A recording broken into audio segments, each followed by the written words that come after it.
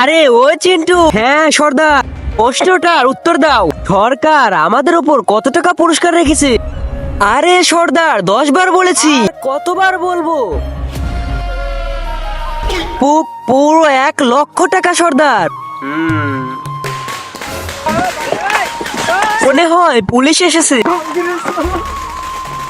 সর্দার পালিও না, পুলিশ আসেনি, সামনে কালী পূজা, তার বম ফাটছে, আজ দিওয়ালি, এর জন্য।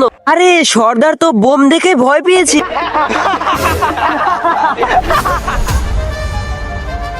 সর্দার আমার ভুল হয়েছে, এরপর থেকে আমি আর হাসবো না।